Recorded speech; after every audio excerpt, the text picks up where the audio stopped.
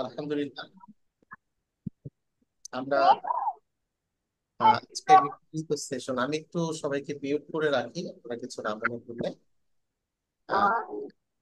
Noise করার জন্য আমরা স্যারকে একটু হোস্ট বানিয়ে দিচ্ছি।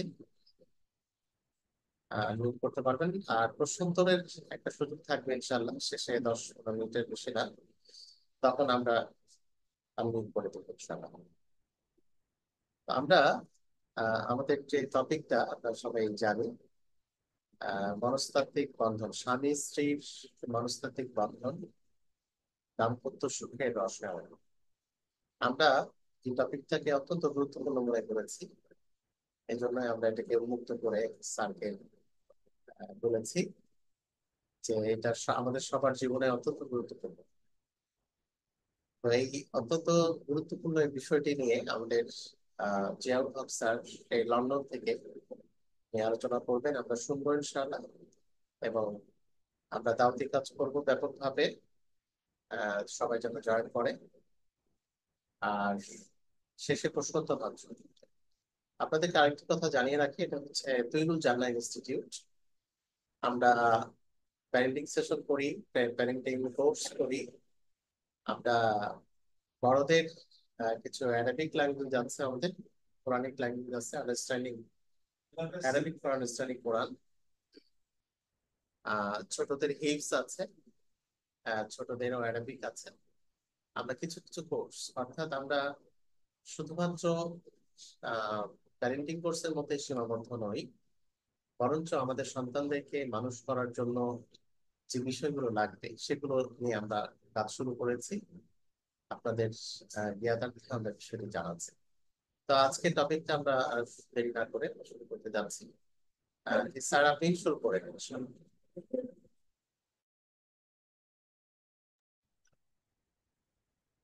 আলহামদুলিল্লাহ আলহামদুলিল্লাহ রব্বিল আলামিন ওয়াসসালাতু ওয়াসসালামু আলা রাসূলিহিল কারীম।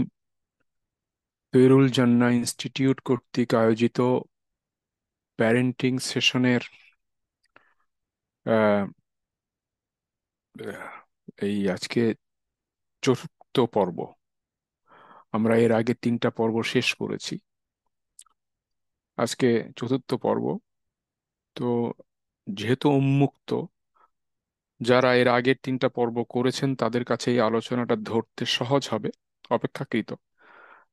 আর যারা আজকে প্রথম জয়েন করছেন, মানে আলোচনাটা আজকে যাদের কাছে প্রথম, তারা কোথাও কোথাও একটু খেই হারিয়ে ফেলতে পারেন, এ ব্যাপারে আমার অ্যাপোলজি থাকলো। আমি চেষ্টা করেছি যেটা পাবলিককে ইয়ে করার জন্য যতটা সম্ভব করা যায়, কিন্তু তারপরেও এই মনস্তাত্ত্বিক বন্ধন নিয়ে আমরা এর আগের তিন পর্বের দুই পর্ব আলোচনা করেছি বিধায় সেই দুই পর্ব তো সময়ের সীমাবদ্ধতার কারণে আমরা এখন নতুন করে আলোচনা আনতে পারবো না, সেখান থেকে কিছু কিছু বিষয় এখানে চলে এসছে।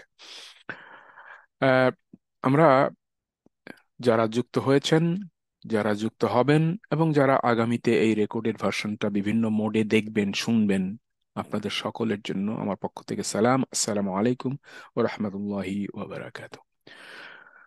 আমরা এই চতুর্থ পর্বে আজকে আলোচনা করব দৃঢ় মনস্তাত্ত্বিক বন্ধন, দাম্পত্য সুখের রসায়ন। অর্থাৎ স্বামী স্ত্রীর দৃঢ় মনস্তাত্ত্বিক বন্ধন, দাম্পত্য সুখের রসায়ন, এই বিষয়ের উপরে। মনস্তাত্ত্বিক বন্ধন নিয়ে এর আগে আমরা দুটো আলোচনা করেছি দুটো পর্বে।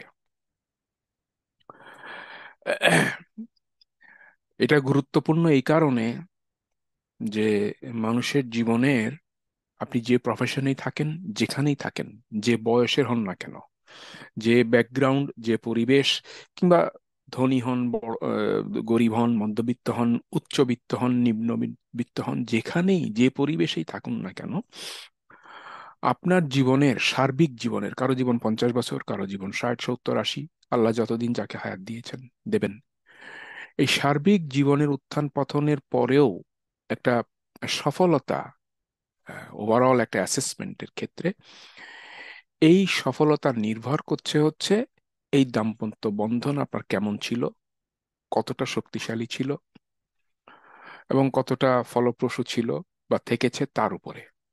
ঘুরে ফিরে এই একটা জায়গায় আপনার সমস্ত চাবিকাঠি। আপনার সন্তান বা যারা নেক্সট, আমাকে মাফ করবেন, আমি এখানে প্রচন্ড ঠান্ডা পড়ছে, আমি একটু ইয়ে হচ্ছে, আপনাদের একটু ডিস্টার্ব হতে পারে, আপনারা ডিস্টার্ব ফিল করতে পারেন, আমি মাফ চেয়ে নিচ্ছি আমার ঠান্ডা লাগার কারণে। আহ, আপনার প্রজন্ম, আপনার পরবর্তী প্রজন্ম সন্তান, তাদের সন্তান, বা আপনার পরিবারের সাথে অন্যান্য যারা সংশ্লিষ্ট পারিবারিক বলয়ে, তাদের জীবনের সুখ সমৃদ্ধি, স্থিতিশীলতা, ট্রাঙ্কুইলিটি, এটাও কিন্তু নির্ভর করে এই দাম্পত্য বন্ধন কতটা শক্তিশালী তার উপরে। আবার স্বামী স্ত্রীর যে যে বিবাহ বিবাহিত জীবন, এই বিবাহিত জীবনের কোর যে পারস্পরিক যে সম্পর্ক, প্রফেশনাল কথা বাদ দেন, একাডেমিক কথা বাদ দিলাম আমরা, দুজনের ভিতরের যে কোর সম্পর্ক, একে অপরের প্রতি নির্ভরশীলতা, আস্থা, এবং এটা নির্ভর করে এই বন্ধনের উপরে। এই বন্ধনটা কতটা মজবুত, কতটা আহ, শক্তিশালী তার উপরে। আবার এই দাম্পত্য বন্ধন যেগুলো উপরে এত কিছু নির্ভর করে, এইটা আবার নির্ভর করে আরো কয়েকটা বন্ধনের উপরে, যেটা আমরা গত ইয়েতে দেখেছি। সাতটা বন্ধনের কথা, সাত ধরনের ডা- ইয়ে ডাইমেনশন আমরা দেখিয়েছি গত পর্বে, সাইকোলজিক্যাল এই বন্ডিং, এটা সাত ধরনের যে বন্ডিংটা আমরা দেখিয়েছি, সেখানে আমরা এটা আলোচনা করেছি। তার ভিতরে আবেগ বা মনস্তাত্ত্বিক বা সাইকোলজিক্যাল বন্ডিং হচ্ছে অন্যতম একটা বড় বিষয়। তো গত পর্বে আমরা যেটা বলেছি সেটা এখানে এই এই বিষয়টা নিয়ে আসি।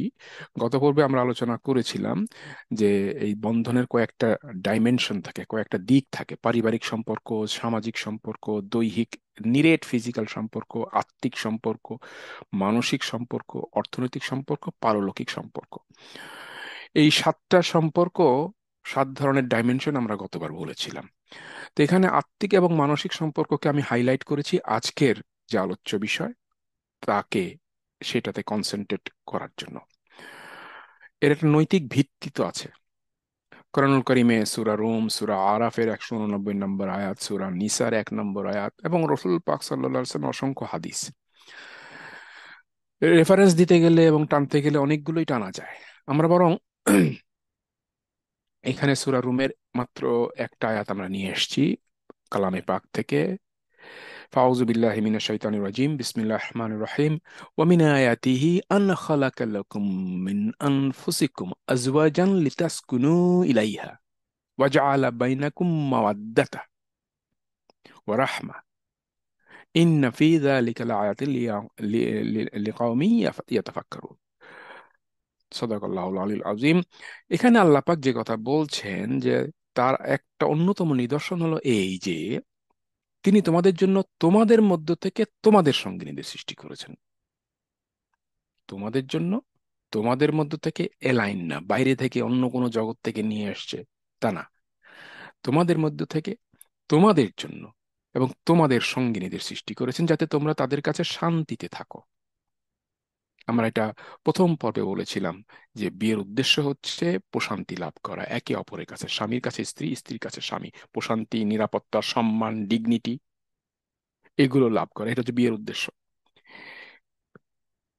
তিনি তোমাদের মধ্যে পারস্পরিক সম্প্রীতি ও দয়া সৃষ্টি করেছেন। নিশ্চয়ই এতে চিন্তাশীল লোকদের জন্য নিদর্শনাবলী রয়েছে। এখন কোনো বিয়ে, আমরা এই কথা বারবার বলি, আমি আমার প্রত্যেকটা সেশনে কথা মনে করে, আমি নিজেকে মনে করিয়ে দিই, পাশাপাশি আমার যে শ্রোতা যারা আছেন, যেসব ভাই বোনেরা আছেন, তাদের কাছে এই কথার বারবার রিপিটেডলি আমি মনে করিয়ে দেওয়ার চেষ্টা করি এবং চেষ্টা করে যাব ইনশাআল্লাহ আগামীতে। কোনো বিয়েই পূর্ণাঙ্গ সফল হয় না বিয়ের উদ্দেশ্য যদি অর্জিত না হয়। বিয়ের উদ্দেশ্য হচ্ছে স্বামী স্ত্রী তাদের অর্থ বিত্ত যাই থাক, একে অপরের সান্নিধ্যে আসলে সম্মান, ডিগনিটি এবং ট্রাঙ্কুইলিটি, মানসিক শান্তি পাবেন, সামাজিক নিরাপত্তা পাবেন, তার সার্বিক নিরাপত্তা পাবেন, তার সম্মান, একে অপরের কাছে সম্মান অক্ষত থাকবে, মান সম্মান ইজ্জত অক্ষত থাকবে, একে অপরের জন্য রক্ষক হয়ে যাবেন, এবং তাদের ভিতরে একে অপরের সান্নিধ্যে আসলে তারা শান্তিতে থাকবেন, নিরাপত্তা থাকবেন, সম্মানে থাকবেন।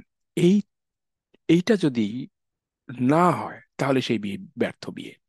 টিকে আছে বিয়ে টিকে থাকে অনেকগুলো কারণে, ছেলেবেলের কারণে, সামাজিক কারণে, যাবার কোনো জায়গা নাই। অনেক মেয়ে বলেন যে আমার যদি যাওয়ার জায়গা থাকতো আমি তোমার সংসার ফেলে চলে যেতাম। অনেক পুরুষ এটা বলেন, পুরুষরা সাধারণত কম বলেন, কিন্তু তারা অনেক এরকম অনেক ফিল করেন যে আটকে গেলাম। বলেও থাকেন অনেক সময়, ঠাট্টার ছলে হোক বা অনেক সময় মুখ ফসকে রাগের মাথায় হোক বলে ফেলেন। কিন্তু যেভাবে যে যেখান থেকে যেভাবে বলেন না কেন, এই বিষয়টা কিন্তু অন্তরের কথা বিভিন্নভাবে প্রকাশ হয়ে পড়ে।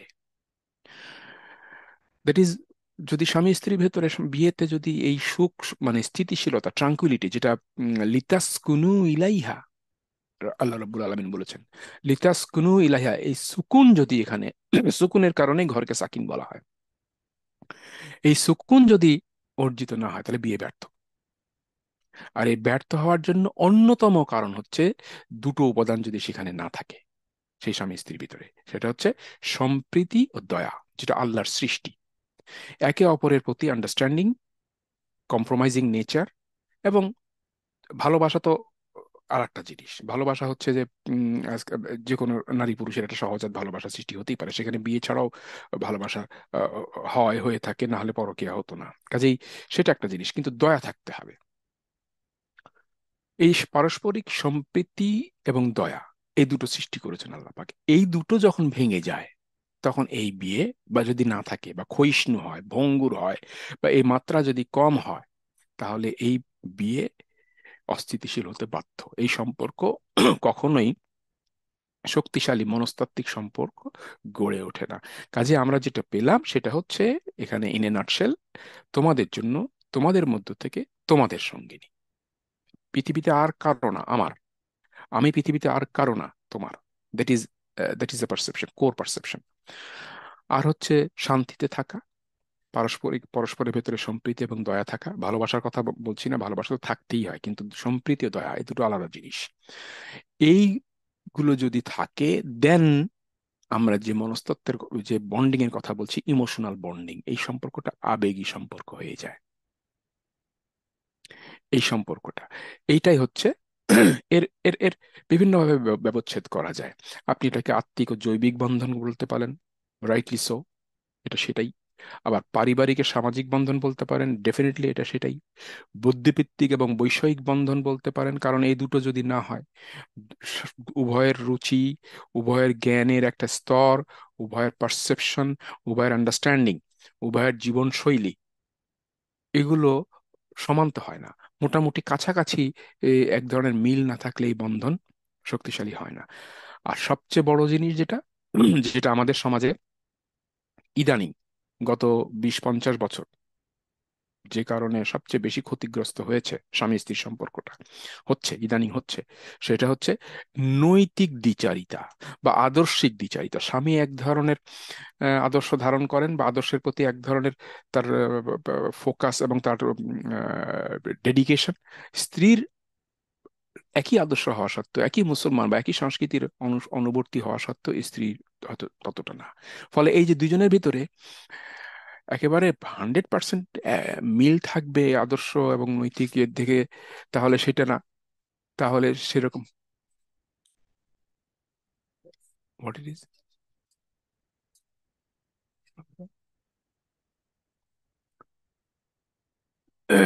Excuse me. তো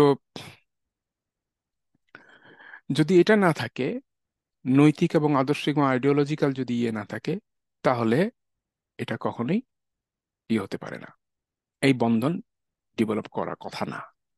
আর বন্ধন হয়তো বিয়ের সময় তৈরি হয়েছিল, বিয়ের পরবর্তীতে তৈরি হয়েছিল, জীবনের কোনো পর্যায়ে যদি এই কোনো একটা, এই যেগুলো আমার 4টা পেয়ারের কথা বললাম, 8টা এখানে ইয়ে আছে, তো এর কোনো একটা যদি ভেঙে যায়, ডিসরাপ্ট হয়, তাহলে বন্ধন, গড়ে ওঠা বন্ধন আর সে অবস্থা থাকে না, ভেঙে যেতে বাধ্য।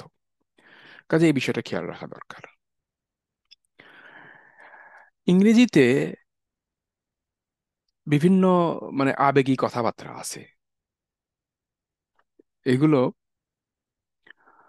আহ, মেয়েদের ব্যাপারে বলা হয়েছে, যে মেয়েদের কণ্ঠে, মেয়ের মুখে বলা হয়েছে যে without man women would be lonely, English সমাজে সাধারণত আমরা আমরা এটা ইয়েতে আমেরিকান কানাডান এবং কানাডিয়ান এবং ইংরেজ এখানে ইংল্যান্ডে সমাজে এরকম এগুলো বলা হয়ে থাকে, এবং এগুলো নিয়ে বিভিন্ন সময় সোশ্যাল মিডিয়াতে বলা হয়, লেখা হয়, এগুলো নিয়ে আর্টিকেল করা হয়। সেই জন্য আমি সেখান থেকে কোট করেছি, কারণ এর পাল্টা আমার একটা কথা আছে যে without man women would be lonely, তাদের মনে হয়।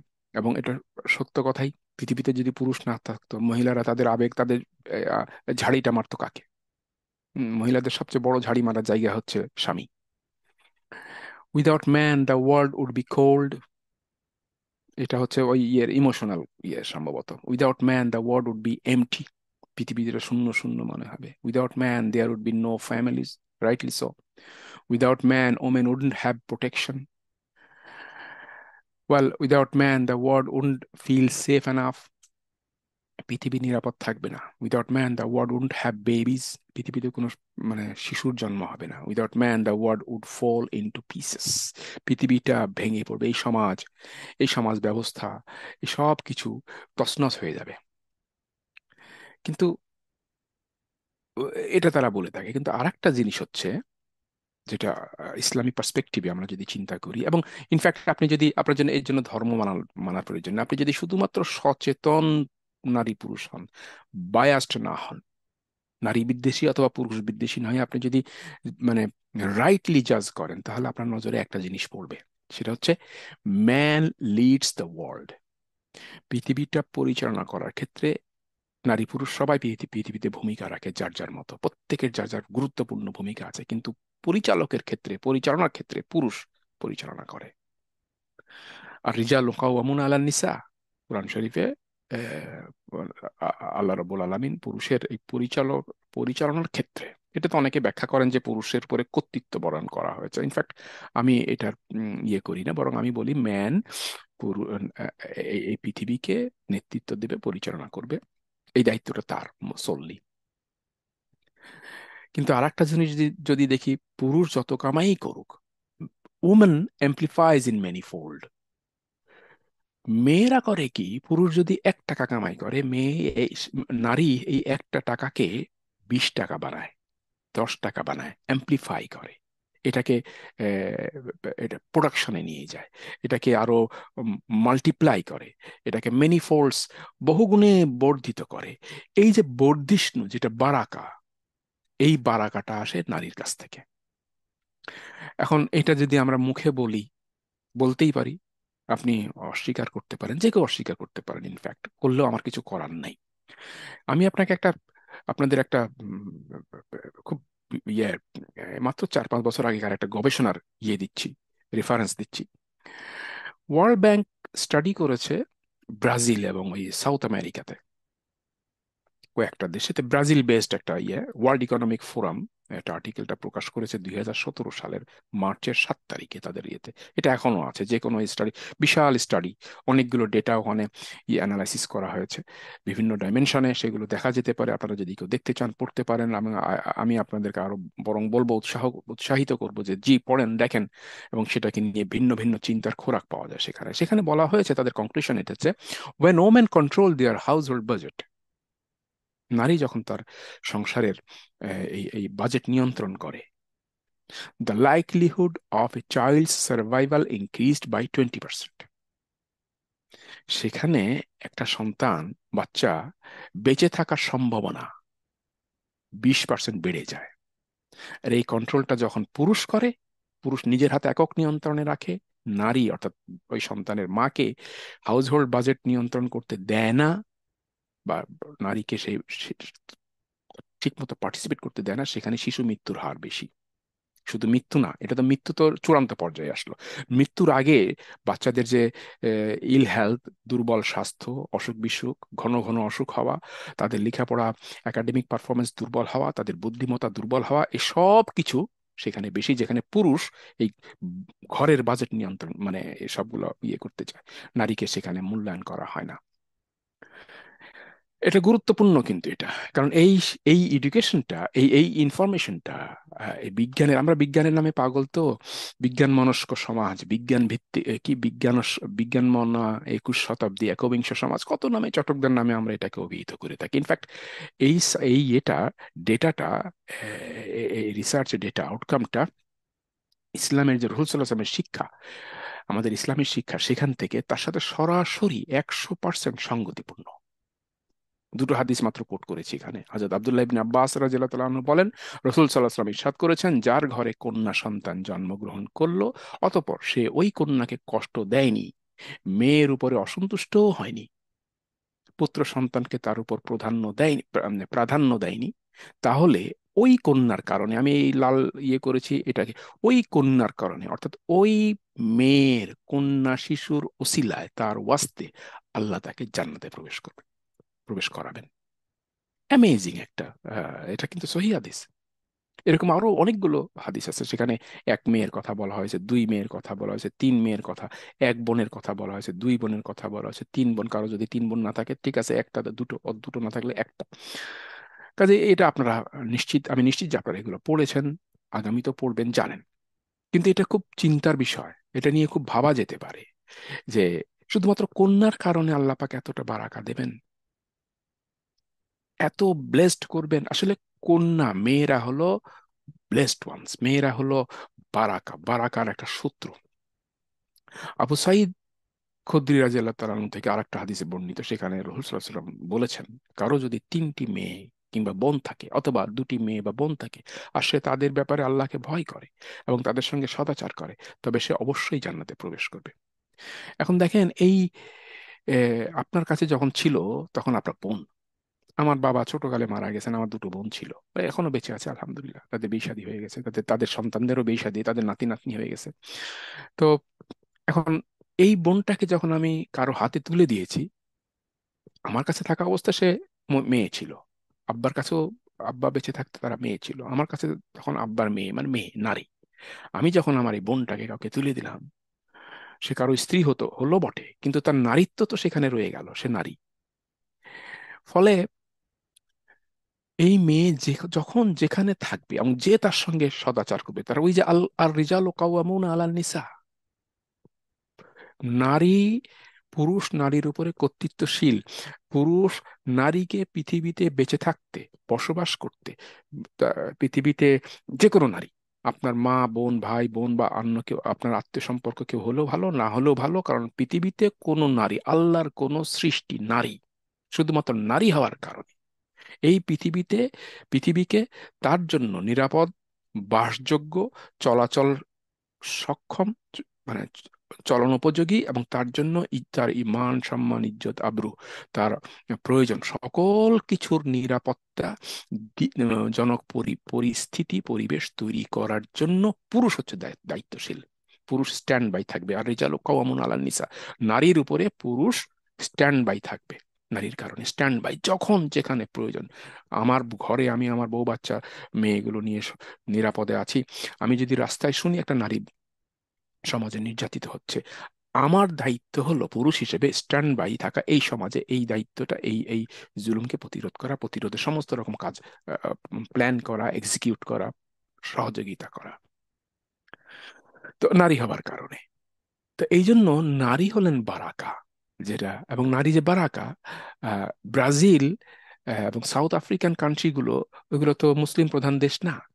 এবং যেটা আমি এর আগে রেফারেন্সটা দিলাম, এই যে ওয়ার্ল্ড ব্যাংক স্টাডি 2017 সালের, ওয়ার্ল্ড ইকোনমিক ফোরামের আর্টিকেলে, যেটা 2017 সালে প্রকাশ হয়েছে, তাদের তারা যেখানে জরিপটা করেছে সেটা মুসলিম সমাজ না, কিন্তু তাদের জরিপে বিজ্ঞান ভিত্তিক মেথোডোলজি মেনটেন করে, বৈজ্ঞানিক পদ্ধতিতে তারা যে জরিপ করে, দীর্ঘ সময় ধরে জরিপ করেছে, জরিপ করে তারা যে আউটকামটা নিয়ে এসেছে, একেবারে হুবহু রাসূল সাল্লাল্লাহু আলাইহি ওয়াসাল্লামের হাদিস এবং ইসলামের শিক্ষা এবং কোরআনের আর রিজালু কাওয়ামুন আলান নিসা, এই আয়াতের যে মর্মার্থ তার সাথে মিলে যায়। তাহলে আমরা দেখছি যে এই বন্ধন, যে মনস্তাত্ত্বিক বন্ধনের ভিত্তিমূল হচ্ছে প্রেম, ভালোবাসা, আদর্শিক জ্ঞান, বোধ, বিশ্বাস, ইমান, আমল, দায়িত্ব, সচেতনতা, আল্লাহ ভীতি, এই কয়েকটা বিষয় নিয়ে, এইগুলোকে যদি প্রপোর্শনেটলি, সবগুলো এই ইনগ্রিডিয়েন্টস, এগুলো ধরেন ইনগ্রিডিয়েন্টস, এই সবগুলো মিলে যদি আপনি গাজরের হালুয়া বানাবেন, সেখানে ডালডা লাগে, গাজর লাগে, তারপরে কি বলে পানি লাগে, তারপরে সম্ভবত দুধও লাগে, আমি ঠিক জানি না। এরপরে চিনি দিতে হয়, কিছু মশলা দিতে হয়, অর্থাৎ ইয়ে ভিতরে। তো এরকম প্রত্যেকটা উপাদান যদি ঠিক মতো সময় যখন যেটা লাগবে, যতটুকু লাগবে তখন ততটুকু দিয়ে যদি আপনি গাজরের হালুয়া বানান, পারহাপস সেই গাজরের হালুয়াটা মানে খাবার উপযোগী হবে এবং স্বাদ ভালো হবে।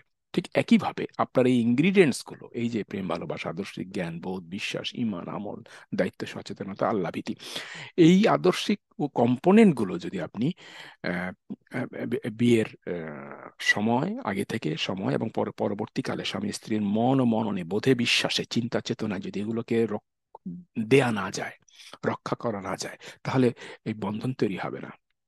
যেটা সাইকোলজিক্যাল ইমোশনাল বন্ডিং, যেটাতে সেটা তৈরি হবে না। ফিজিক্যাল বন্ডিং তো আছেই, থাকছেই, সোশ্যাল বন্ডিংও আছে, সামাজিক বন্ধন সেটাও থাকছে। আমার ছেলের মা, আমার ছেলের বাপ, কাজেই সামাজিকভাবে আমরা, আমার স্বামী, আইনগত আইনের যে বৈধ বন্ধন সেটাও আছে। কিন্তু মনস্তাত্ত্বিক বন্ধনের ক্ষেত্রে এগুলো দরকার। এগুলো মাঝে মধ্যে যাচাই করে দেখতে হয় যে আমার আদর্শিক জ্ঞান, আমার বোধ বিশ্বাসে কোনো গন্ডগোল হয়ে গেল কিনা, আমার আমল, ইমান তো আছে, আমলে কোনো সমস্যা হলো কিনা, অর্থাৎ আমলের ক্ষেত্রে, অর্থাৎ প্র্যাকটিসের ক্ষেত্রে কোনো কম বেশি হচ্ছে কিনা। আমি দায়িত্ব পালন করতে হয় জানি, কিন্তু আমি করছি তো বাস্তবে। এই জন্য দেখেন অনেক ইদানিং আমার সাথে তো অনেকের কথা হয়, অধিকাংশ মহিলার, নারীদের একটা, বোনদের একটা অভিযোগ থাকে, ওর বাবা সময় দেয় না সংসারে। সরকারি চাকরি করে, ইভেন যারা ব্যবসার কারণে পারেন না তাদের আলাদা কথা, কিন্তু যারা সরকারি চাকরি করেন, বিকেলবেলা অফিসে আসেন, অফিস থেকে বাসায় আসেন, এসে জামা কাপড় ছেড়ে বের হয়ে গেলেন বাইরে বন্ধু বান্ধবদের সাথে চায়ের দোকানে আড্ডা মারতে। এটা আমি অবশ্য আমার নিজের চোখেও দেখেছি, কিছু দুই একজন লোককে এখনো চিনি আমি, তাদের এই অবস্থা, রাত 9টা 10টা পর্যন্ত বাইরে বন্ধুদের সাথে আড্ডা মেরে, অথচ বাসায় স্ত্রী সারাদিন পাননি এই স্বামীকে, সন্তানরা পায়নি বাবাকে, তাদের কোনোই না, এবং বাসায় আসলে রাত 10টার সময় এসে খাওয়া দাওয়া করে শুয়ে পড়লেন, দ্যাটস অল। কোনো ইয়ে নেই, সময় দেওয়া হলো না। এরকম অনেকে অভিযোগ করে থাকে। কাজে এটা দায়িত্বের অসচেতনতা। আহ স্বামী স্ত্রীর ভিতরে যদি বন্ধনটা শক্তিশালী হয়, তাহলে কি কি ফলাফলগুলো হয়, এটা হচ্ছে এটা ফার্স্ট লাইন অফ ডিফেন্স। কিসের? মানসিক স্বাস্থ্য রক্ষায়। পরিবারের সদস্য, স্বামী স্ত্রী, তারা দুজন তো থাকছেনই, সন্তান এবং আরো যারা থাকেন পরিবারে, শাশুড়ি থাকতে পারেন, শ্বশুর থাকতে পারেন, তারা যা, ইভেন যে আপনার বাসায় যে কাজের বুয়া আমরা যে যে বলি, সাহায্যকারী যিনি থাকেন, তারও মানসিক যে মেন্টাল হেলথ, এইটার জন্য একটা প্রথম প্রতিরক্ষা তৈরি করে। তারা মানসিকভাবে শক্তিশালী হয়, সুস্থ থাকে। একটা ইয়েতে দেখা গেছে যে বিবাহিত যুগল যারা বিয়ে করেছে, শুধু বিয়ে করেছে তা না, বিয়ে করেছে এবং বিয়ে করার পরে মোটামুটি সুখে, আন্ডারস্ট্যান্ডিং এর ভেতরে আছে, তাদের ভেতরে যারা বিয়ে করেনি, তাদের তুলনায় ডিপ্রেশন এবং অ্যাংজাইটি, দুটাই মানসিক অসুখ, এই দুটো বেশি হয় বিবাহিত যুগলদের, এদের কম হয়।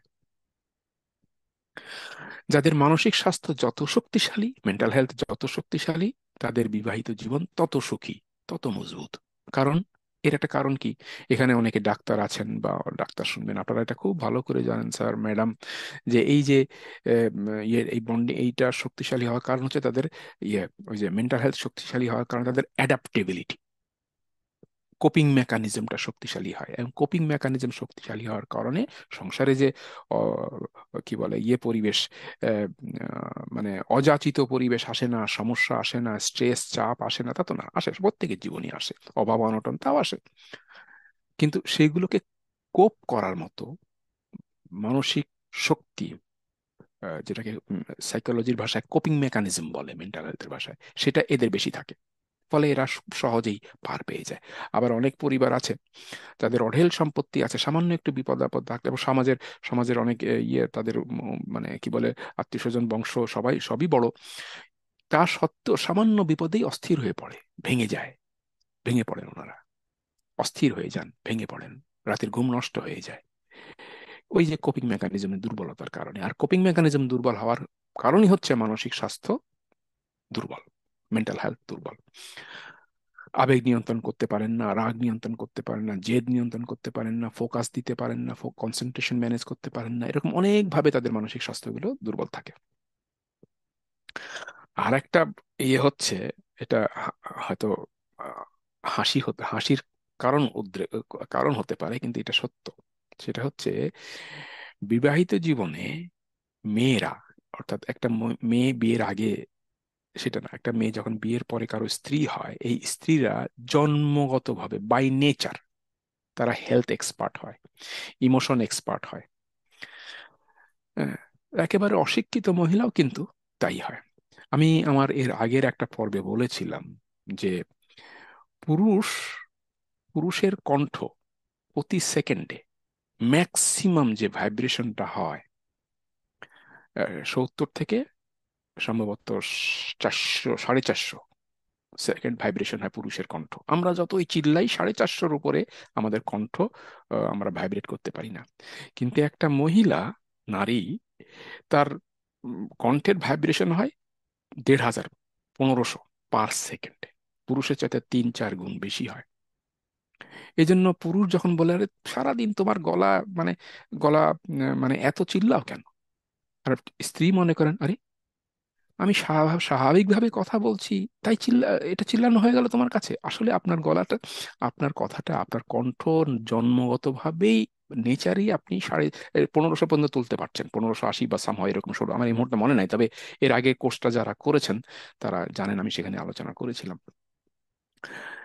তো উনি বুঝতে পারেন না যে আমি কথা বললে তোমার কাছে চিল্লানো লাগে, স্ত্রীর অনুযোগ। কিন্তু আসলে পুরুষের কাছে ওইটাই মনে হয়।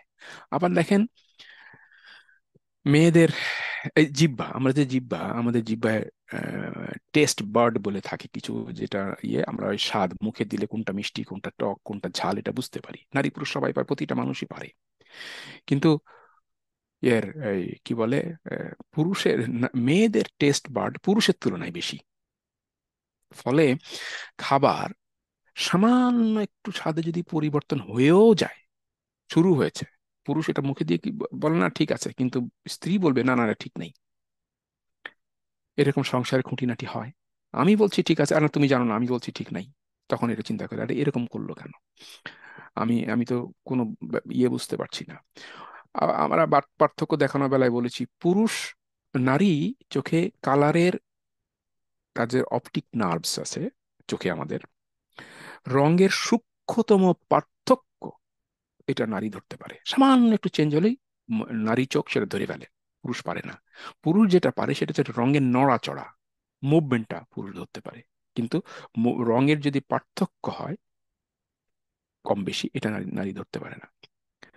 আবার দেখেন পুরুষের যে ইয়ে উম, নাকে আমাদের কি গন্ধ পাওয়ার ক্ষমতা, বা রন্ধ্র, এটাকে কি বলে, ঘ্রাণ নেবার যে শক্তি, এই এখানে অলফ্যাক্টরি থাকে, নার্ভস থাকে অলফ্যাক্টরি সেখানে না পুরুষের তুলনায় নারীর মিনিমাম 50 থেকে 52টা, 50টা সম্ভবত, 50টার বেশি, 52টা হবে, 50টা নার্ভস বেশি থাকে।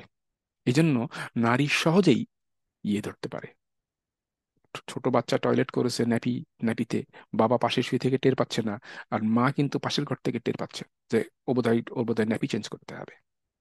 এই যে সূক্ষ্ম সূক্ষ্ম যে এগুলো, এই আন্ডারস্ট্যান্ডিং, এই নলেজ, এই পারসেপশন, এই উপলব্ধি আমাদের স্বামী স্ত্রী মানে দম্পতির যে যে পারসেপশন, বুঝতে, শক্তি, দুর্বলতা, শক্তিমত্তা, এগুলো বুঝতে সহায়তা করে, এবং এগুলো আপনার এই পারস্পরিক যে বন্ডিং, এটাকে শক্তিশালী করতে সহায়তা করে। এনিওয়ে, আমি কথা না বাড়াই, যেগুলো বললাম এগুলো রেফারেন্স নিচে দেওয়া আছে।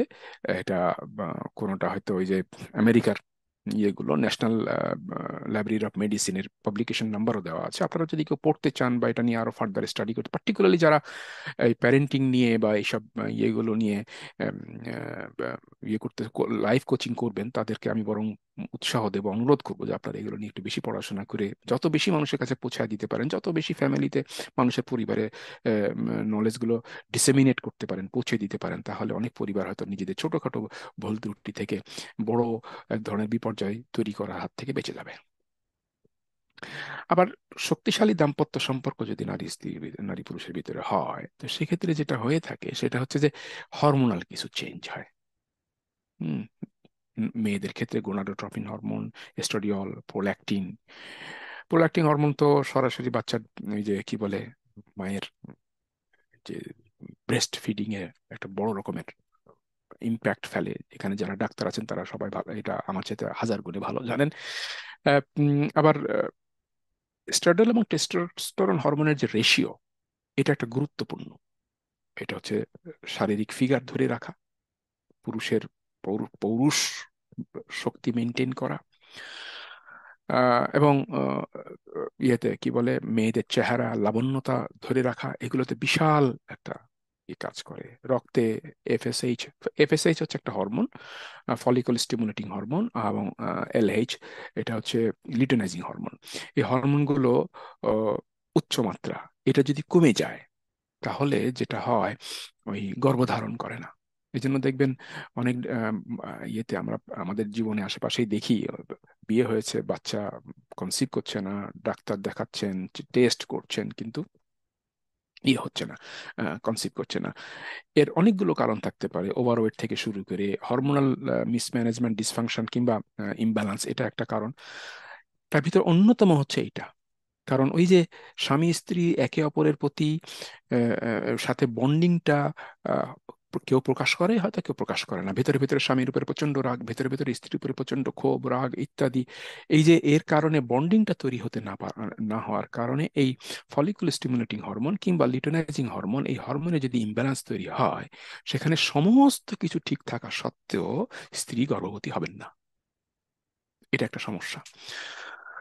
তো আবার এটা যদি এই লেভেলটা যদি ব্লাডে ঠিক থাকে, এই দুটো হরমোন, তাহলে আবার গর্ভধারণ কালটা যে 9 মাস বা 10 মাস, এটা কিন্তু অপেক্ষাকৃত নিরাপদ থাকে। এই ব্যাপারে একটা, এবার অনেকগুলো রিসার্চ আছে, তার ভিতরে ন্যাশনাল লাইব্রেরি অফ মেডিসিন আমেরিকার, এটাতে এই যে রিসার্চ পাবলিকেশন নাম্বার 2019 সালে এটা পাবলিশড হয়েছে রিসার্চটা।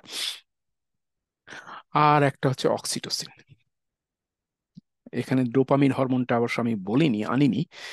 ডোপামিন হরমোনও একটা বড় ফ্যাক্টর। তো এই জন্য যদি স্বামী স্ত্রী দুজনের ভিতরে বন্ডিংটা, আন্ডারস্ট্যান্ডিংটা, অভাব অনটন যাই থাক, কিন্তু দুইজন দুইজনের জন্য খুব মানে আন্ডারস্ট্যান্ডিং এবং দুইজন দুজনের ভিতরে শক্তিশালী বন্ধন আছে, এমনটা যদি হয়ে থাকে, তাহলে অক্সিটোসিন হরমোন বাড়ে। উভয়ের শরীরেই বাড়ে, মেয়েদের শরীরও বাড়ে, পুরুষের শরীরও বাড়ে। এই হরমোনকে বিজ্ঞানীরা আর একটা হরমোন নাম দিয়েছেন। অক্সিটোসিন তো ডাক্তাররা বলে থাকেন, কিন্তু এটা সাধারণ মানুষ এটাকে লাভ হরমোন বলে।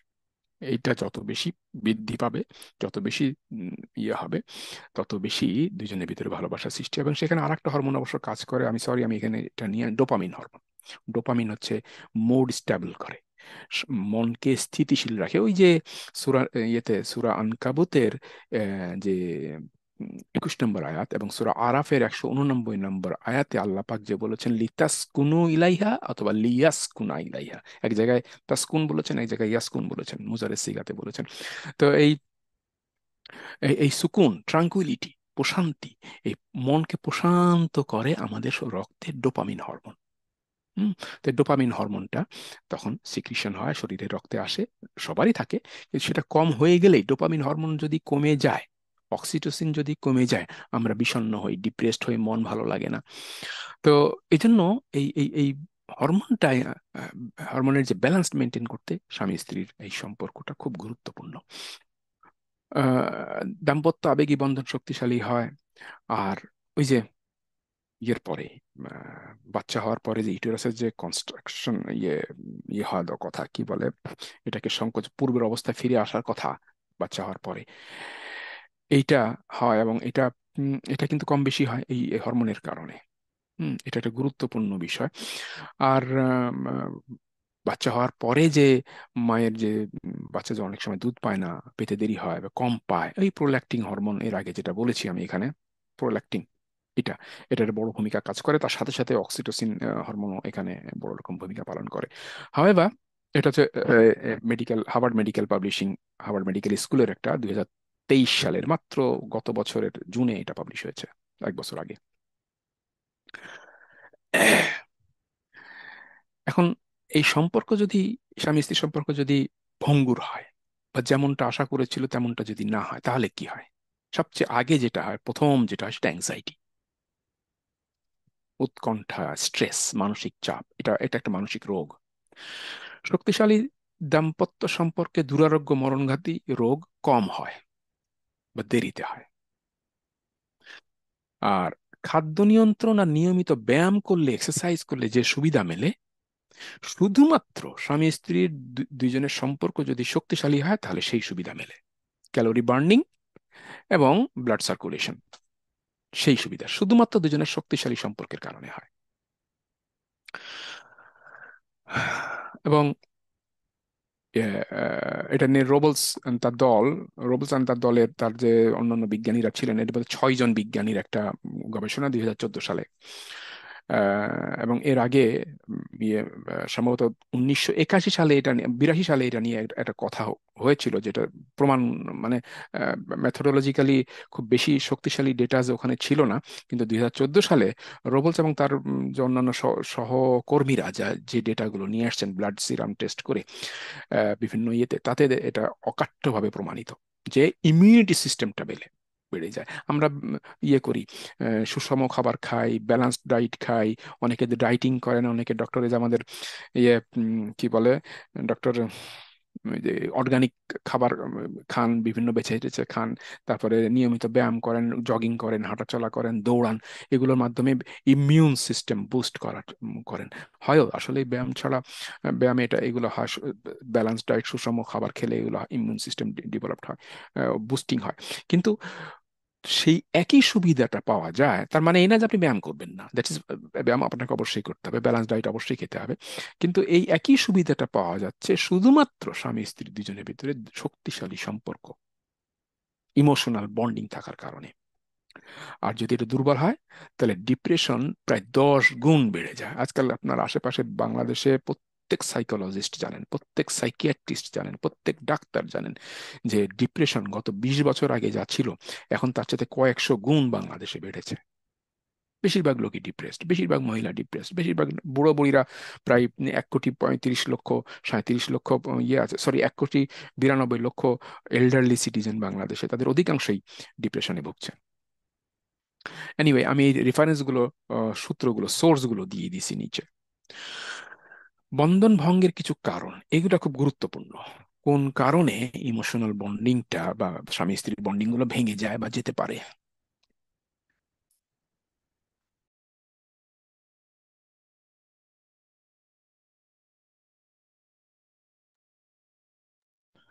এটা সবচেয়ে বড় একটা কারণ, কমন একটা কারণ হচ্ছে ওবেসিটি, ওজন। পুরুষের বেলায় যেটা হয়, এটা আহ, মাত্রাতিরিক্ত ওজন। আমেরিকাতে এখন সবচাইতে বেশি যে সামাজিক সমস্যা দেখা দিচ্ছে সেটা হচ্ছে যে এই ডিভোর্স। হুম। এবং মহিলাদের ভিতরে যে ডেটা করা হয়েছে, বা বিভিন্ন কারণ আছে, কাজে কোনো একটা কারণ, পার্টিকুলার কারণকে হাইলাইট করা তো উচিত না, বিভিন্ন কারণ আছে। তার ভিতরে মহিলাদের অধিকাংশ, মহিলাদের জরিপে তাদের পুরুষের ইম্পোর্টেন্সি নিয়ে একটা কথা আছে, এবং তার পেছনে এই ওজন একটা বড় কারণ, ওবেসিটি। শরীরের যে ওজন, বডি ম্যাস ইন্ডেক্স, ইন্ডেক্স যেটা বলে বিএমআই, তার একজন ব্যক্তির বয়স, তার উচ্চতা, এসবের উপরে ভিত্তি করে তার শারীরিক কাঠামোর যে ওজনটা থাকা দরকার, তার চাইতে যখন ওজন বিএমআই বেশি হয়ে যায়, শরীরে ওজন বেশি হয়ে যায়, তখন এটা একটা অসুবিধা সৃষ্টি করে। মাদক সেবন, ধূমপান, সে যে নামে ইয়াবা খান, বাবা খান, আর ওই যে কি বলে ফেন্সিডিল খাক, আর যেই খাক, যাই খাক, আলটিমেটলি এটা যেটা করে সেটা হচ্ছে পুরুষকে ইম্পোর্টেন্ট বানিয়ে ফেলে। আর মানসিকভাবে যেটা করে সেটা তো করেই, হ্যাঁ, ডিপেন্ডেন্সি বাড়ায় দেয় সব। বাচ্চা কাচ্চার দিকে তো নজর দেবেই না সে, তার ওদিকে কোনো ইয়ে নাই, অর্থ ওইদিকে ফালতু খরচ করে ফেলে নেশার পেছনে, বাচ্চাদের বা সংসারে এগুলো দেয় না। কোনো নারী, স্ত্রী তার স্বামীর জন্য এরকম অভ্যাস পছন্দ করবেন না, কাজে ঘৃণা বা আম, বিতৃষ্ণা তো এমনি এসে যায়। রাগ, ক্ষোভ, আতঙ্ক, খিটখিটে মেজাজ, কথায় কথায় রাগ করা, ক্ষোভ দেখানো, এগুলো পুরুষের জন্য অত্যন্ত, পুরুষ হবে, মানে পুরুষের রাগ থাকবে, কিন্তু সেই রাগটা হবে কনস্ট্রাকটিভ, জেদ থাকবে, সেটা হবে constructive, to do something, to get something good. কিন্তু কথায় কথায় বাড়িতে বাচ্চা, সন্তান, স্ত্রীদের উপরে রাগ দেখানো, রাগের কারণে তার কাছে কেউ ভিড়তেই পারে না, চোখের চামড়া জড়ো করেই থাকেন ভাবখানা দেখি, মুখখানা দেখি মনে হয় যে রেগে আছেন। বাচ্চারা তার কাছে ভিড়তে চায় না। এমন পুরুষ কোনো সংসারে কাম্য না। কোনো নারী, কোনো স্ত্রী এটা আশা করেন না, এটা প্রত্যাশা করেন না। উদ্বেগ, উৎকণ্ঠা, দুশ্চিন্তা পুরুষের বেলায় এটা একটা মারাত্মক ইয়ে। ডায়াবেটিস, ইনসুলিন নির্ভর, পার্টিকুলারলি ইনসুলিন নির্ভর ডায়াবেটিস পুরুষকে মানে তার পুরুষত্বহীনতা একেবারে সর্বনাশ করে দেয়। আর ইনলার্জ প্রস্টেট কখনো কখনো এটা একটা বড় বিষয়। আর ঠান্ডা, জ্বর, কাশির ঔষধ, এগুলো আমাদের দেশে আমরা, আমাদের পুরুষরা ইয়ে করে খাচ্ছেন, কি বলে, উম, মুড়ি মুড়কির মতো খান। এই এই এই ঠান্ডা, জ্বর, কাশির যে ওষুধের যে যে কম্পোজিশন, তার ভিতরে যে ইনগ্রিডিয়েন্টস, এগুলো পুরুষকে সাময়িক সময়ের জন্য শারীরিকভাবে যৌন কাজে অক্ষম বা দুর্বল করে ফেলে, যেটা আলটিমেটলি নারী বোঝেন না, এবং সেটা উনি ভুল বুঝতে থাকেন। তো এই জন্য এই বিষয়গুলো নজর রাখা দরকার। মেয়েদের বেলায়, মেয়েরা একবেলা না খেয়ে থাকতে রাজি আছে, দুবেলা না খেয়ে থাকতে রাজি আছে, কিন্তু তার প্রতি অ্যাটেনশন দেওয়া হবে না, এইটা কোনো মেয়ে সহ্য করতে চায় না। কাজে নারীর প্রতি মনোযোগ না দেওয়াটা পুরুষের জন্য একটা বড় রকমের ভুল, এবং নারী এটা কখনোই সহ্য করে না। তাকে সময় দিতে হবে। কিচ্ছু দিতে না পারেন, সময় দেন, বক বক করেন, সে বুঝুক যে আপনি তাকে ওই যে তার সাথে অ্যাটেনশন দিচ্ছেন, তাকে ফোকাস দিচ্ছেন, তা আপনি আপনি তার প্রতি মনোযোগ দিচ্ছেন, এই আন্ডারস্ট্যান্ডিং, এই বোধটা তার ভিতরে আসতে হবে। এটা গুরুত্বপূর্ণ। এবং তার গুণ এবং সৌন্দর্যের স্বীকৃতি না দেওয়াটা, এটা মেয়েদের মনের যে বেসিক যে কোর আত্মবিশ্বাস, এটা ভেঙে দেয়। এটা ভেঙে দেয়, এটা খুব কঠিন, খারাপ জিনিস। এবং এটা খুব দ্রুত হয় কিন্তু, এটা না মানে দীর্ঘ সময় ধরে এটা ইয়ে করে। কোনো স্ত্রী যদি বুঝতে পারে যে আমার স্বামী আমার সৌন্দর্যের প্রতি আগের মতো আকৃষ্ট না, তাহলে ওই স্ত্রী ঘরে কোনো কাজে মন বসাতে পারেন না। ভুল হয়। সেই ভুল আবার আলটিমেটলি সংসারে অন্য লোকের কাছ থেকে বিভিন্ন প্রশ্ন, বিভিন্ন টিটকারি, বিভিন্ন কটাক্ষের সূত্রপাত করে, ফলে সংসারটা সম্পর্ক আরো নষ্ট হয়। ভালোবাসা, যতই মনে মনে ভালোবাসেন, ভালোবাসা প্রকাশ ঘটাতে হয়। রাসূল সাল্লাল্লাহু আলাইহি ওয়াসাল্লামের জীবন থেকে আমরা দেখবেন যে রাসূল সাল্লাল্লাহু আলাইহি ওয়াসাল্লাম আয়েশা রাদিয়াল্লাহু তাআলা আনহাকে, তার স্ত্রীদেরকে ভালোবাসার মৌখিক প্রকাশ ঘটাতেন। তাহাদু তাহাব্বু, তোমরা একে অপরকে হাদিয়া লেনদেন করো, হাদিয়া দাও, তাতে ভালোবাসা ইয়ে হবে, কি বলে, ভালোবাসার উদ্রেক হবে, ভালোবাসার জন্ম নেবে। এই ধরনের হাদিস আছে। এটা শুধু স্ত্রীদের বেলা না, সামাজিক ক্ষেত্রেও। কিন্তু স্ত্রী বেলা এটা তো অবশ্যই, আপনি বাইরে যে প্র্যাকটিসটা করবেন সেটা তো ঘরে যদি প্র্যাকটিস না করেন, বিশেষ করে যার কাছে আপনার সংসারের সমস্ত বারাকা নির্ভর করছে, যে মহিলার হাতে, যে নারীর হাতে, তার কাছে ভালোবাসার প্রকাশ ঘটাতেই হবে। হয়তো ভাবতে পারেন, দূর আমি তো ভালোবাসি, বারবার বলা লাগে না একই কথা। না, বলতে হবে। ওইটাতেই ওনার শান্তি। তুমি কিছু বোঝো না, তুমি এসব রাখো, তুমি কি বুঝবে, তুমি মেয়ে মানুষ, তোমার এসব নিয়ে মাথা ঘামাইতে হবে না। এই যে ছোটখাটো, আপাত দৃষ্টিতে এটাকে খুব একটা ইয়ে মনে হয় না, কিন্তু এই যে অবজ্ঞা, এই কথা ভিতরে সূক্ষ্ম একটা অবজ্ঞা থাকে। অর্থাৎ আপনার পক্ষ থেকে, আপনার কাছ থেকে, বা আপনি যতটা বোঝেন উনি ততটা বোঝেন না, উনি ততটা বুঝতে পারেন না, উনি ততটা অ্যানালাইসিস করতে পারবেন না, উনি বুদ্ধিবৃত্তিক ভাবে দুর্বল, এই ধরনের কথাগুলোই এখানে ইন্ডিকেট করা হয়। আপনি ইচ্ছা করে হয়তো সেটা বলছেন না, কিন্তু এর মানেটা এটাই দাঁড়ায়। ফলে পুরুষের এটা খেয়াল রাখা দরকার যে এই ধরনের কথা নারীকে ডিমিন করা হয়, অবজ্ঞা করা হয়, ছোট করা হয়। আর কোনো সময় যদি অন্য নারীর প্রতি দুর্বলতা প্রকাশ পায়, তো সেটা সেই পুরুষের জন্য বড় সর্বনাশের কারণ হয়ে যায় সেই সংসারে। এটা উচিত না। দীর্ঘদিন আর্থিক অনিশ্চয়তার মধ্যে রাখা, এটাও একটা বড় বিষয়। কারণ আর্থিক অনিশ্চয়তার ভিতরে থাকলে ক্রমাগতভাবে অভাব, অভাব, অভাব, এবং অভাবটাকে যদি কাটেল, সবার সবার সম্পদ থাকে না, থাকা উচিত না। কিন্তু উম, সংসারের প্রয়োজন অনুযায়ী এক একজনের এক এক, যার ঢাকাতে বাড়ি করার ইচ্ছা ছিল, তার একটা বাড়ি করার সামর্থ্য ছিল এক সময়, তার বাড়ি হয়নি কিন্তু একটা ফ্ল্যাট হয়েছে, তার অভাব, কারণ তার বাড়িটা হয়নি। আর যার মাথা গোঁজার ঠাঁই ছিল না,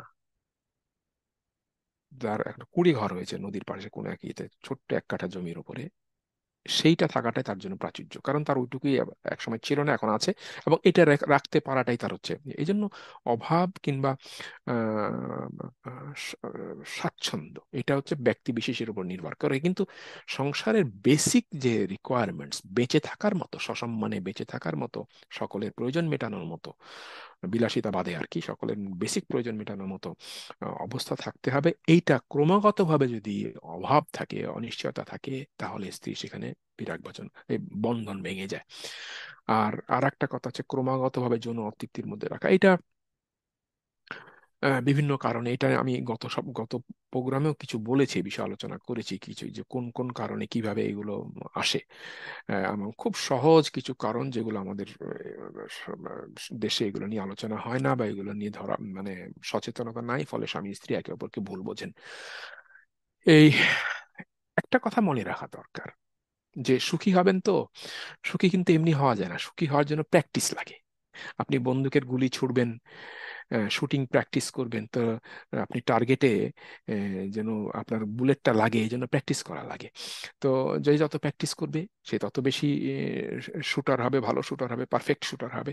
তো সুখী হওয়ার ক্ষেত্রেও একই জিনিস, আপনি যত বেশি প্র্যাকটিস করবেন তত বেশি সুখী হবেন, সুখী হওয়ার প্র্যাকটিস। এই জন্য বলে, the more you work on it, the easier it is to to access. সুখের জন্য আপনি যত প্রচেষ্টা করবেন, সুখের নাগাল পাওয়াটা আপনার জন্য তত সহজ হবে। এই জন্য সযত্ন প্রয়াস এবং প্রচেষ্টা প্রয়োজন, আন্তরিক প্রচেষ্টা হতে হবে। এই প্রচেষ্টা দুইজনের যত আন্তরিক হবে, আর দুজনের ভিতরে কথাবার্তার মাধ্যমে, আন্ডারস্ট্যান্ডিং এর মাধ্যমে যখন এই এই এই এই এই প্রচেষ্টাগুলো হবে, তখন আপনাদের বন্ডিংটা আরো বেশি ইয়ে হবে, শক্তিশালী হবে। এবং এর জন্য স্ট্রং ডিটারমিনেশন দরকার, এবং টাইমলি এফোর্টস দরকার। এক সময়ের কাজ সময়ে করা দরকার, সময়ের প্রচেষ্টা সময় নেওয়া দরকার। সন্তানের ক্ষেত্রে ধরেন, কথার কথা, সংসারে বাচ্চা এসছে, বাচ্চার ক্ষেত্রে আপনি যদি তাকে সুপথে রাখার জন্য চেষ্টা করেননি, বাচ্চাটা যখন বিপথে চলে গেল, তখন যত চেষ্টাই তাকে করেন সুপথে আনা, ওই যে সময় মতো যে এফোর্টসটা দেননি, ফলে বাচ্চাকে ওই সুপথে নিয়ে আসা। আমরা ওই যে প্যারেন্টিং এর যে ইয়ে 6 নম্বর না 7 নম্বর সেশনের মধ্যে এটা আলোচনা করেছিলাম। তো এই জন্য সময়োচিত পদক্ষেপ একটা বড় বিষয়, কিন্তু করবেন কিভাবে, কিভাবে করতে হবে এগুলো? এগুলো করার জন্য আপনি আপনার দুইজনের, স্বামী স্ত্রী দুইজনের বোধ বিশ্বাসের চিন্তার জগৎ কি মোটামুটি এক, একেবারে হুবহু এক দুইজন মানুষ তো হয় না, হওয়া হওয়াটা অসম্ভব ব্যাপার, সাধারণত হয় না। কিন্তু কাছাকাছি তো হতে হবে। বোধ বিশ্বাস আর চিন্তার পুনর্বিন্যাসটা করে নেন দুজনে বসে। তুমি কি মনে করো কিভাবে হওয়া উচিত? আমি তো এইভাবে মনে করি। এই যে পারস্পরিক আলাপ কথাবার্তার মাধ্যমে এটা যদি করে নিতে পারেন, তাহলে আপনার জন্য রাস্তা আহ, খুলে যাবে। Rewire your brain through your thought patterns, choices and behaviours. দেখেন ওই যে ফ্যান, ইলেকট্রিক ফ্যান, গরমকালে অনেক সময় ফ্যানের কয়েল নাকি পুড়ে যায়। এরপরে আমরা সেটা খুলে নিয়ে দেশে রাস্তায় মোড়ে মোড়ে দেখবেন যে ওই যারা ফ্যান সারে, ইলেকট্রিক ফ্যান সারে, তাদের কাছে নিয়ে গেলে তারা বলে যে কয়েল পুড়িয়ে গেছে, তখন আবার রিওয়্যার করে দেয়, নতুন করে ভেতরে তামার কয়েল জড়ায়, একটা সার্টেন লেভেলে জড়ায়। ওদের মাপ আছে, ওরা জানে কতটুকু কোন কয়েল দিতে হবে, কতটুকু দিতে হবে। তো দিলে আবার ফ্যানটা কাজ করে। আপনার থট প্রসেসে, আপনার চিন্তায় যে বোধ বিশ্বাসগুলো, এগুলো যদি দূষিত হয়, এগুলো যদি অবসুলেট হয়, মানে পুরনো সেকেলে হয়, এবং এগুলো যদি ক্ষতিকর হয়, তো এগুলোকে সব ঝেড়ে বিদায় করতে হবে। ঝেড়ে বিদায় করে আপনি আপনার থট প্যাটার্ন, চিন্তার এই পুরো জগৎটাকে সাজাতে হবে। আপনার কি চান, আপনার চয়েস কি, এবং আপনি কিভাবে সেগুলো চান, আপনার বিহেভিয়ার, এগুলো সব আবার নতুন করে সাজাতে হবে। আর এক্ষেত্রে আমি আগেই যেটা বলেছি, অক্সিটোসিন, অক্সিটোসিন হরমোন অত্যন্ত গুরুত্বপূর্ণ ভূমিকা পালন করে। একটা গবেষণা বলছে যে অক্সিটোসিন হরমোন আমাদের নিউরাল সার্কিট্রিকে রিশেপ করে। আপনি এক ধরনের চিন্তায় মানুষ হয়েছেন, আপনার চিন্তাধারা, নার্ভাস সিস্টেম, এক ধরনের নিউরাল সার্কিট তৈরি হয়ে গেছে, কিন্তু সেইটাই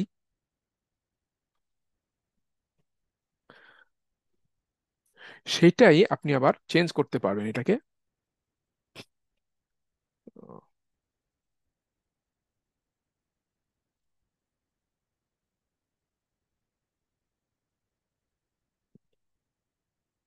সরি, আমার এটা ইয়ে এসেছিল, লাইনটা কেটে গেছিল সম্ভবত।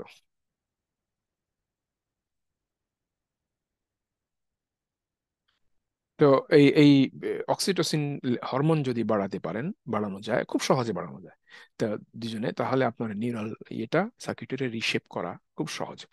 এই জন্য আমরা যেটা বলেছি, রসুল সাল্লাম মুখে ভালোবাসার কথা প্রকাশ করতেন। হযরত খাদিজা রাদিয়াল্লাহু তাআলাকে তিনি বলেছেন।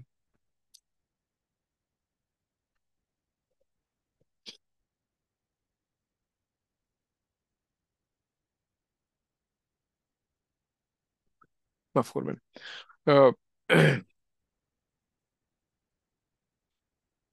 আহ, হযরত খাদিজা রাদিয়াল্লাহু তাআলাকে তিনি ব্যাপারে তিনি বলেছেন যে আমার মনে তার প্রতি ভালোবাসা ঢেলে দেওয়া হয়েছে। এই যে ঢেলে দেওয়া হয়েছে, মনে রাখেন, খাদিজা রাদিয়াল্লাহু আনহা ইন্তেকাল করেছেন। উনি যদি এই কথা নাও বলতেন, কোনো কিচ্ছু হতো না। ওনার আরো 11টা, আরো 10টা স্ত্রী ছিল, বেঁচে ছিল, তখনও বেঁচে আছেন। অথচ উনি 10 জন স্ত্রীর সম্মুখে বা তাদের কাছে পুরো উম্মার সম্মুখে উনি ওনার গত হয়ে যাওয়া, ইন্তেকাল হয়ে যাওয়া, ওফাত হয়ে যাওয়া স্ত্রীর ব্যাপারে বলছেন। এই যে এই জিনিসটা বোঝাটা খুব, উপলব্ধি করাটা খুব গুরুত্বপূর্ণ স্বামীদের জন্য।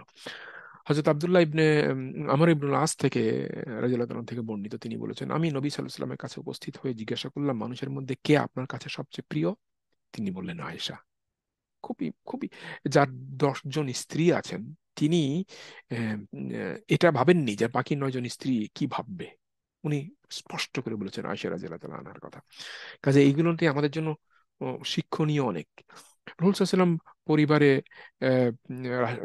মানে পারিবারিক কাজে, অনেক গুরুত্বপূর্ণ রাষ্ট্রীয় ও সামাজিক কাজেও স্ত্রীদের সাথে পরামর্শ করতেন। পারিবারিক কাজে তো উনি নিজে অংশ নিতেন, কিন্তু রাষ্ট্রীয় এবং সামাজিক কাজে উনি স্ত্রীদের সাথে পরামর্শ নিয়েছেন, করেছেন।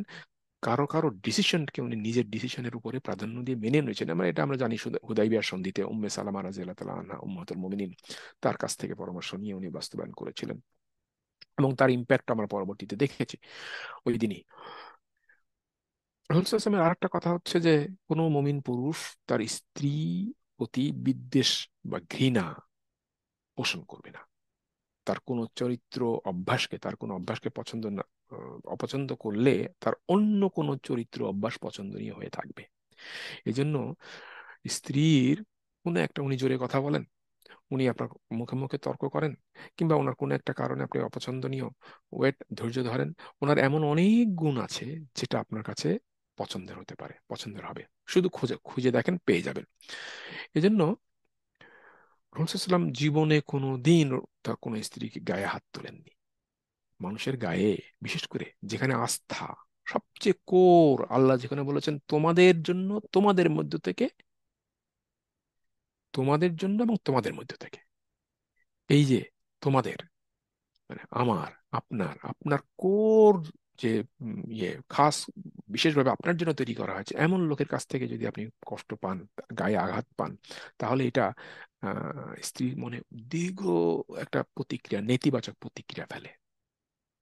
দীর্ঘ নেতিবাচক প্রতিক্রিয়া ফেলে, আস্থা, বিশ্বাস, শ্রদ্ধা টুটে যায়, ভেঙে যায়। এজন্য এই এই হাদিসগুলো আমি বাছাই করে নিয়ে এসেছি। হযরত আয়েশা রাদিয়াল্লাহু তাআলা আনহা থেকে বর্ণিত, তিনি বলেন রাসূল সাল্লাল্লাহু আলাইহি ওয়াসাল্লাম স্বহস্তে কোনোদিন কাউকে আঘাত করেননি, কোনো নারীকেও না, খাদেমকেও না, আল্লাহর রাস্তায় জিহাদ ব্যতীত। কোনো মুমিন পুরুষ তার স্ত্রীর প্রতি বিদ্বেষ পোষণ করবে না, তার কোনো চরিত্র অভ্যাসকে অপছন্দ করলে তার অন্য কোনো চরিত্র অভ্যাস পছন্দনীয় হয়ে থাকবে। এটা আমি এর আগে, এর একটু আগেই বলেছি।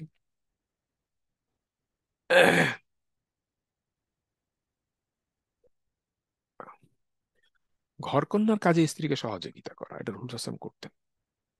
রাসূল সাল্লাল্লাহু আলাইহি ওয়াসাল্লাম গৃহস্থালী কাজে স্ত্রীকে সহযোগিতা করতেন, এটাতে লজ্জার কিছু নেই। আসওয়াদ রাদিয়াল্লাহু তাআলা আনহু বর্ণনা করেন, আমি আয়েশা রাদিয়াল্লাহু তাআলা আনহুকে জিজ্ঞেস করলাম, রাসূল সাল্লাল্লাহু আলাইহি ওয়াসাল্লাম কি গৃহে কি কাজ করতেন? তখন তিনি বললেন, তিনি তার স্ত্রীর কাছে ব্যস্ত থাকতেন। যখন নামাজের সময় হতো, নামাজের উদ্দেশ্যে বেরিয়ে যেতেন। এজন্য আমার বক্তব্য হলো যে সম্পর্ক বাড়ান, সম্পর্ক বাড়ানোর সবচেয়ে বড় পথ হলো বন্ডিং তৈরি করছে, আলাপ, সংলাপ, কমিউনিকেশন। নিজেদের ভিতরে কমিউনিকেশন করেন, মন দিয়ে কথা শোনেন, ভালো শ্রোতা হয়ে যান, প্রশংসা করেন, কমপ্লিমেন্টস দেন, প্রশংসা করেন। কোন একটা কাজে তার পছন্দ হয়নি, কিন্তু পছন্দ হওয়ার মতো অনেক কাজ তো উনি করেছেন, সেগুলো দিয়ে প্রশংসা ভাসিয়ে দেন। কম্প্রোমাইজ করেন, কম্প্রোমাইজ করতে শেখাটা আমাদের পুরুষদের একটা বড় সমস্যা, যে হ্যাঁ আমার বউর সাথে আমি কম্প্রোমাইজ করব, এটা একটা পুরুষত্বে বাধে, এটা খুব মারাত্মক একটা অহমিকা। হার মানা, হার মেনে যাওয়া উচিত, হেরে যাওয়া, ইচ্ছা করে হেরে যাওয়া, হারতে হারতে জিতে যাওয়ার একটা টেকনিক আছে, এইটা শেখা। যে হারতে হারতে ইচ্ছা করে হেরে যায়, তাকে জেতানোর হাত থেকে কেউ ঠেকাতে পারে না। যে ইচ্ছে করে হেরে যেতে জানে, তাকে হারানো যায় না, দিন শেষে তারই জয়। তো জাজাকুমুল্লাহ খায়ের, আপনারা অনেক সময় নিয়ে আমার বক্তব্য শুনেছেন। মাঝখানে সরি, আমি আমার বাইরে থেকে কয়েকটা টেলিফোন আসাতে মানে বিচ্ছিন্ন ব্যত্যয় ঘটেছে, জন্য আমি দুঃখিত। আসসালামু আলাইকুম। ওয়ালাইকুম আসসালাম রহমতুল্লাহ। আমরা দীর্ঘ সময় ধরেই একটা অত্যন্ত গুরুত্বপূর্ণ বিষয়ে আলোচনা শুনছিলাম। আহ, তো যথেষ্ট ইনফরমেটিভ এবং গবেষণা সমৃদ্ধ, আলহামদুলিল্লাহ। আহ, স্যারের কাছ থেকে আমরা আরো সুন্দর সুন্দর আলোচনা শুনবো আশা করছি। আপনারা আপনাদের প্রশ্ন থাকলে কিছু প্রশ্ন করতে পারেন, কিছু শেয়ারিং থাকলে করতে পারেন ইনশাআল্লাহ। আর বোনেরা যদি চ্যাট বক্সে প্রশ্ন করতে চান তাহলে মোস্ট ওয়েলকামিং, আমরা চ্যাট বক্স থেকে প্রশ্ন করে নিতে পারি যদি আমাদের কথা থাকে। প্রশ্ন দিতে।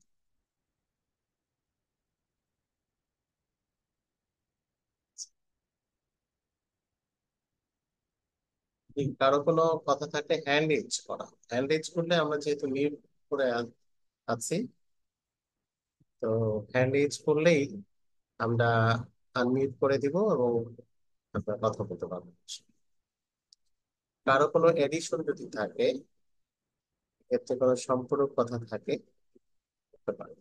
জি, আমরা দু একটা হ্যান্ড রেজিং দেখতেছি। জি, জোবাইদা বেগম, জি আপনি হ্যান্ড রেজ করেছেন, আপনি বলুন।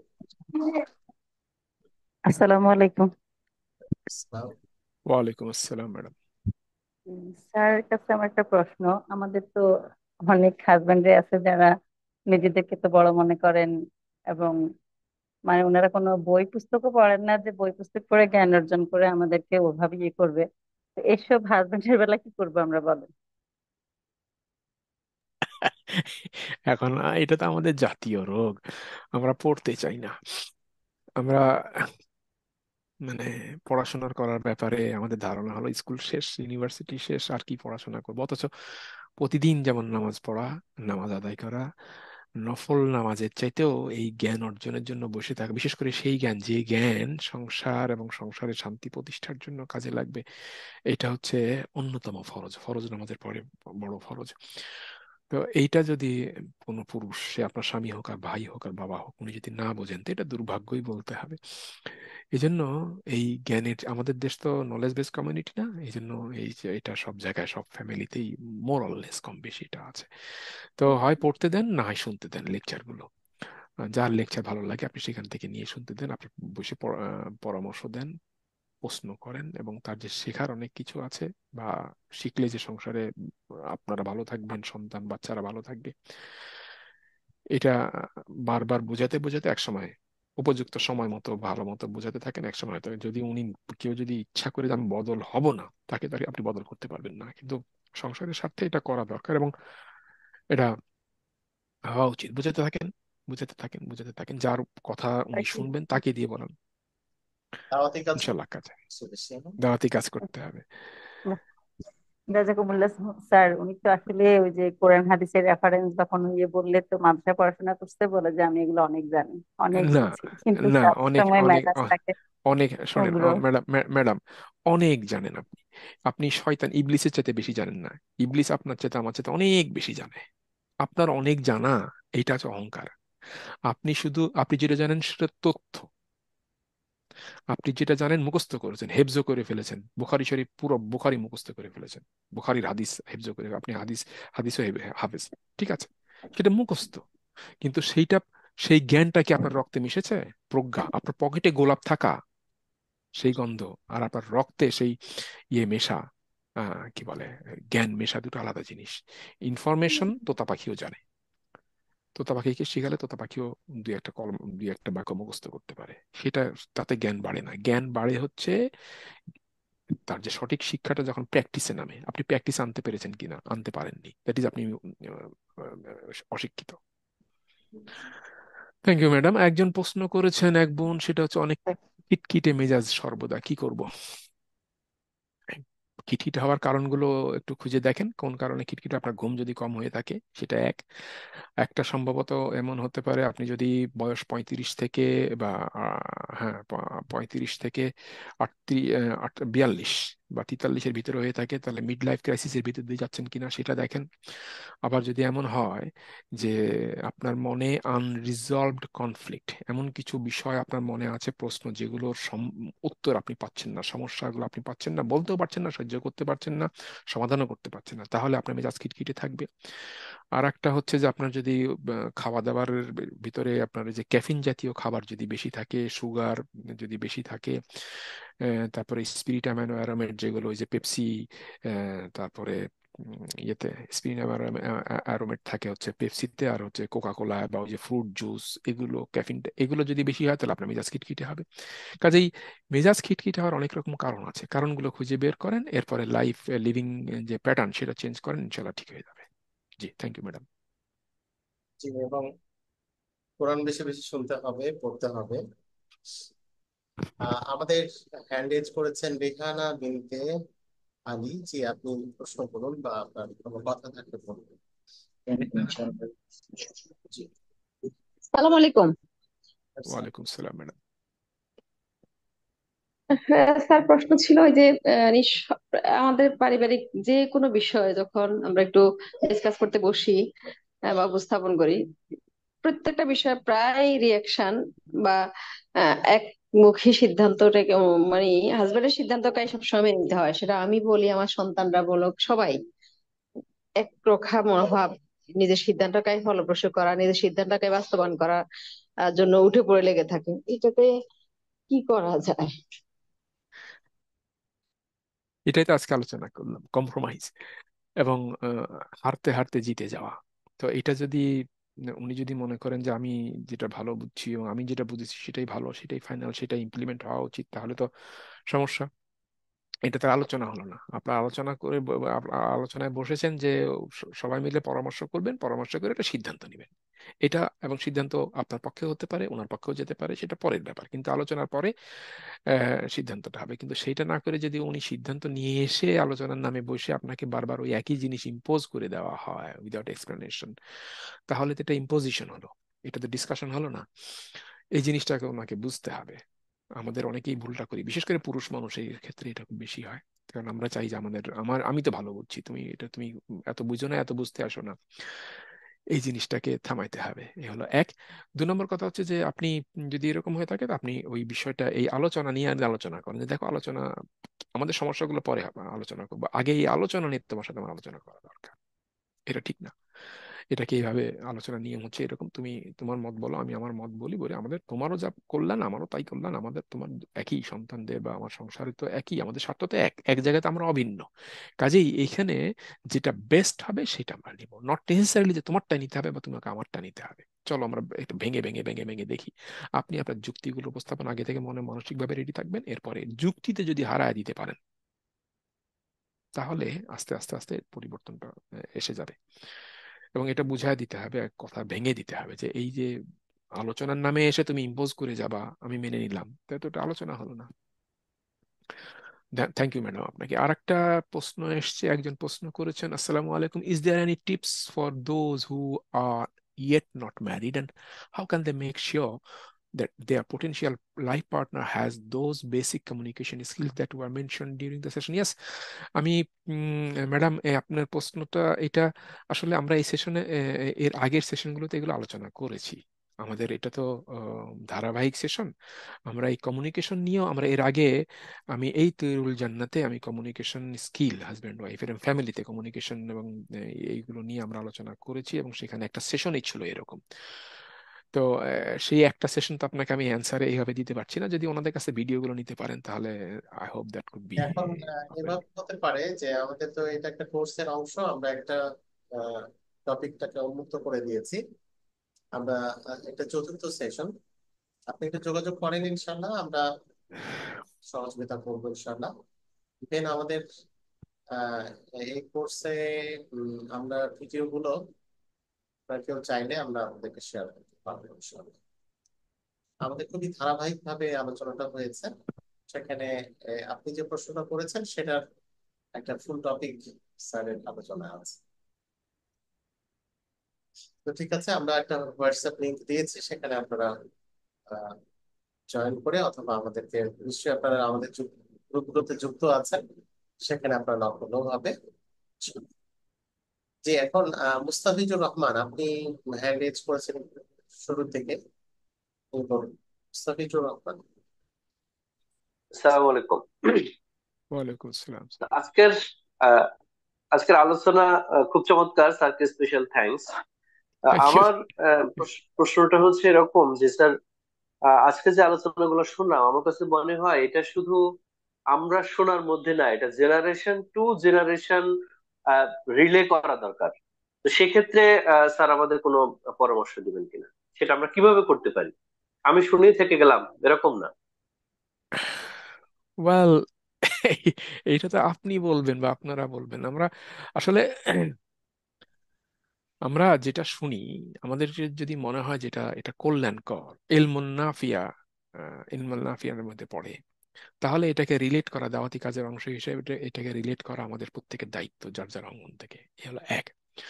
2 নম্বর কথা হচ্ছে, আপনি হয়তো জানেন যে আমার একটু বদভ্যাস আছে, আমি ওই একটু লেখালেখি করি। কিছু বই আছে আমার, প্যারেন্টিং এর বইগুলোতে আমি এই বিষয়গুলো আলোচনা করেছি। আরো কিছু বই আসছে, সেখানে এই বিষয়গুলো অন্তর্ভুক্ত থাকবে ইনশাআল্লাহ। আমি আমার আমার যতটুকু সামর্থ্য আমি চেষ্টা করি এগুলোকে আমার লেকচারে, আমার বক্তব্যে, অডিওতে, ভিডিওতে, লেখনীতে এটাকে ছেড়ে দেওয়া। আমি বেঁচে না থাকলেও আমার মৃত্যুর পরও ইনশাল্লাহ এগুলো মানুষ, আমাদের একাডেমি 21-এর পেজে এইসব ভিডিওগুলো আছে, এইসব লেকচারগুলো আছে, যেখানে আমার প্রায় 53,000 সাবস্ক্রিপশন আছে এখন পর্যন্ত। তো 53,000, আমার অনেকগুলো ভিডিও প্রায় 8 মিলিয়ন ভিউ হয়েছে। তো কয়েক হাজার শেয়ারও হয়েছে। তো পশ্চিমবঙ্গে হিন্দুদের ভিতরেই বেশি, আমার হিন্দু ভাই বোনদের ভিতরে এগুলো প্রচুর শেয়ার হয়েছে দেখেছি। আসাম থেকে শুরু করে ইন্ডিয়ান, কলকাতা, পশ্চিমবঙ্গ, মুর্শিদাবাদ, বিভিন্ন জায়গায়। তো তারা এগুলো শুনছেন। কাজে আমার, as far as I am concern, আমি আমার পক্ষ থেকে করেছি। আপনি আপনার পক্ষ থেকে যেভাবে পারেন করেন। এটা তো হ্যাঁ ডিসিমিনেট হওয়া দরকার, ছড়িয়ে যাওয়া। যদি মনে করেন এটা কল্যাণকর, তাহলে এটা ছড়ায় পড়া দরকার, ছড়িয়ে দেওয়া দরকার। That's fine. আসসালামু আলাইকুম। আমাদের এখানে আরো আহ, একটা প্রশ্ন এসেছে, মনে হয় আপনি দেখেছেন স্যার। রাইট। নামটা না বলি আমরা। আমি নিজের সময় চেষ্টা করেছি। রাইট। এই বিষয়টা নিয়ে, পরকীয়া নিয়ে আমাদের একটা সেশন আছে। এই এই এই এই ইয়েতেই, এই তৈরুল জান্নাতে আমাদের একটা সেশন, কত নম্বর সেশন মনে নাই আমার, সম্ভবত টোটাল তো 8টা, হয়তো 6 বা 7 বা 5, আমি জানি না এর পরেরটা কিনা, আমার মনে নাই এই মুহূর্তে। তবে এটা নিয়ে একটা সেশন আছে। ঠিক, একটা সেশন আছে ইনশাআল্লাহ। তো আপনারা একটু যোগাযোগ করেন, আমরা সেক্ষেত্রে আপনাকে সহযোগিতা করবো ইনশাআল্লাহ। এই কোর্সের অধিকাংশ বিষয় আপনারা কিভাবে নিতে পারেন সেটা আমরা চেষ্টা করবো। আচ্ছা। এখানে আর একটা প্রশ্ন এসছে স্যার, আমি এটা ইয়ে করে দিই। ওই যে আইডিওলজিক্যাল ডিফারেন্সেস, আইডিওলজিক্যাল প্রবলেম, স্বামী স্ত্রী দুজনের ভিতরে বিশ্বাসের এই যে দ্বন্দ্ব এবং এগুলো। ওয়েল, এটা নিয়ে বিয়ের সময় তো মুসলমান মুসলমান একই রকম দেখে শুনে বিয়ে করেছেন। এখন যদি কেউ সংশয়বাদী হয়ে থাকেন, তাহলে আল্লাহর কাছে দোয়া করা ছাড়া এই মুহূর্তে ধৈর্য ধরুন, রিয়াকশন কম করেন। সবচেয়ে বড় কথা হচ্ছে রিয়াক্টিভ হবেন না, কম রিয়াক্টিভ থাকেন।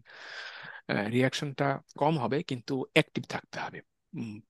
ধৈর্য ধরে আল্লাহর কাছে দোয়া করতে থাকেন, স্বামীকে বুঝতে থাকেন, এবং নিজে প্র্যাকটিসের ক্ষেত্রে দৃঢ় থাকেন। হযরত আসিয়া রাদিয়াল্লাহু তাআলা, বিবি আসিয়া রাদিয়াল্লাহু তাআলার কথা চিন্তা করেন এবং ফেরাউনের কথা চিন্তা করেন। এই চিন্তা থেকে নিজেকে প্রোফাউন্ডলি অ্যাক্টিভ রাখেন প্র্যাকটিসের ক্ষেত্রে, নিজের ধর্ম এবং আইডিওলজি প্র্যাকটিসের ক্ষেত্রে। একই সঙ্গে সময় এবং ধৈর্য নিয়ে বুঝাতে থাকেন। আল্লাহর কাছে দোয়া করতে থাকেন। ইনশাআল্লাহ you will get an answer, hopefully. হ্যাঁ, একটা একটা ইয়ে আসছে যে আগের পর্বের ভিডিও গুলো কিভাবে পেতে পারি। আমরা আপনাদেরকে একটা নাম্বার দিয়ে দিচ্ছি, আমার নাম্বারটা ছিল,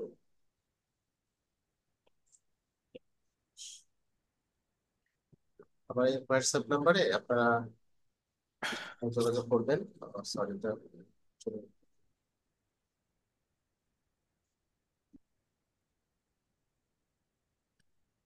হ্যাঁ, এই নাম্বারটাতে আপনারা একটু যোগাযোগ করতে পারেন। আর আমাদের গ্রুপগুলো থেকে আমাদেরকে ইনশাআল্লাহ আপনারা আমাদেরকে নক করতে পারবেন। আপনারা এই ক্ষেত্রে আপনারা যে সহযোগিতা চান আমরা আপনাদেরকে সহযোগিতা করবো ইনশাআল্লাহ। আহ, তো আমাদের এই রিলেটেড সেশন গুলো আপনারা আমাদের সাথে যোগাযোগ করেন ইনশাআল্লাহ। এখানে 35 থেকে 42 বছর বয়সে কি হয় সেটা একজন বোধহয় জানতে চেয়েছেন। যে আমরা স্কিপ। আমাদের, আমি বলি, আমাদের দেশে, আমাদের সমাজে, শুধু আমাদের বাংলাদেশই না, আজকাল সারা ওয়ার্ল্ডেই, তো বাংলাদেশে এটা হচ্ছে আর্থসামাজিক পরিবেশ এবং পরিস্থিতির উপর নির্ভর করে।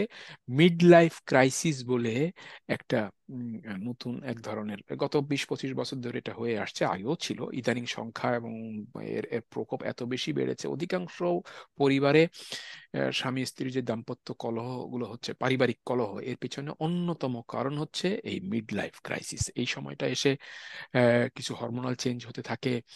আহ, এবার এটা 35 থেকে 42, এটা মেয়েদের বেলায়। আবার ওদিকে পুরুষের ক্ষেত্রে আহ, মোটামুটি 40, 38, 40, 40 থেকে শুরু করে 52 বছর পর্যন্ত।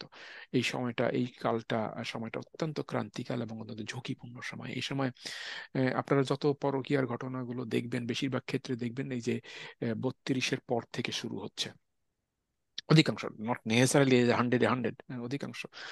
এবং এই 32 থেকে বা 35-এর পর থেকে শুরু হচ্ছে, ওই সময় ওই দিকে যায় 40-42-এর ভিতরে, যেগুলো এগুলো থেকে থাকছে।